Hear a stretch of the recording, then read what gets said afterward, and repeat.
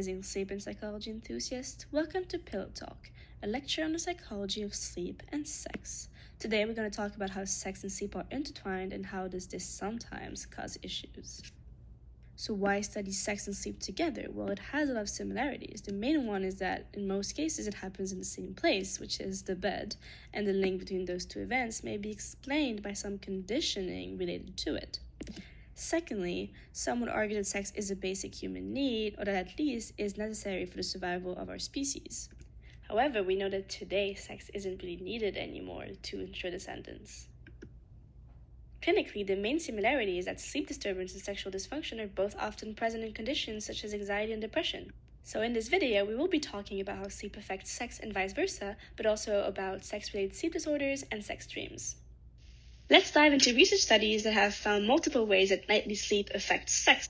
Studies have shown that sleep deprivation was associated with reduced sexual desire and arousal in women. Similarly, lack of sleep and disrupted sleep was linked to a higher risk of erectile dysfunction in men. This means that insomnia could be a risk factor for sexual dysfunction. Surprisingly, short-term sleep deprivation was shown to cause increased arousal in women. However, this lack of sleep was not found to increase the likelihood of actually having sex.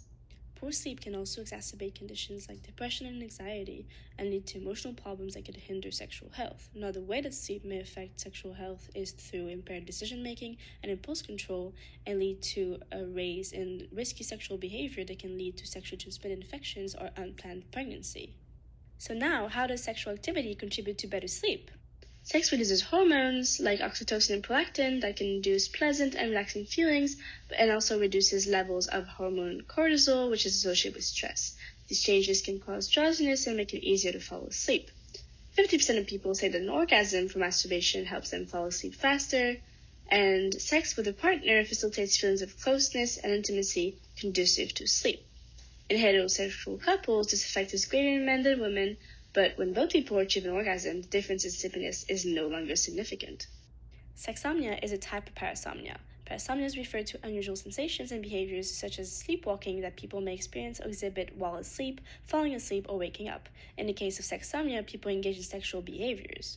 It is really rare in the population, and a study has shown that 7 to 8% of sleep disorder patients are actually suffering from sexsomnia, and that it is 3 times more likely in men than women. The symptoms of sexsomnia are sexual behaviors that the individual is unaware of and is unable to control.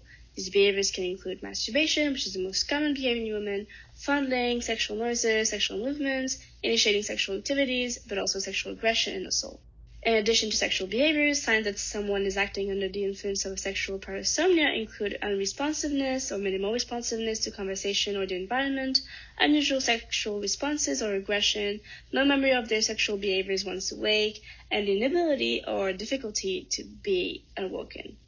Sexsomnia is often caused by underlying conditions and risk factors, and treating these often result in less symptoms of sexsomnia. Not all sexsomnia can be linked to an underlying medical cause. In some cases, appear to be brought on by environmental or lifestyle triggers such as stress, anxiety, depression, alcohol and substance use, and sleep deprivation. Sexsomnia can be highly upsetting for the person with the disorder and the people in their life. While receiving treatment, safety precautions include sleeping in separate rooms, locking bedroom doors, avoiding all known or possible triggers, setting movement alarms, and having good sleep hygiene. Sexsomnia is actually quite controversial as it is sometimes used as a defense in sexual assault criminal cases. Finally, let's talk about sex dreams. Like other types of dreams, we're actually unsure why we have sex dreams. Some theories believe that dreams allow us to act out potential scenarios or help our brain map and store memories. Other researchers suggest that dreams are a way to cope with traumatic or stressful events. Sex dreams are actually considered normal. They are also quite common. More than 70% of people report experiencing a sex dream at least once in their life.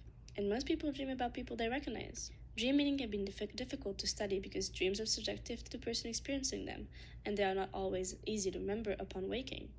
Studies have shown that dreaming about sex with a partner can be associated with processing a current relationship or grieving a past one, while dreaming about cheating on a partner can be associated with feelings of jealousy or a lack of intimacy in the relationship. So this concludes our video about sex and sleep. Thank you for listening, and I hope this topic raised your interest.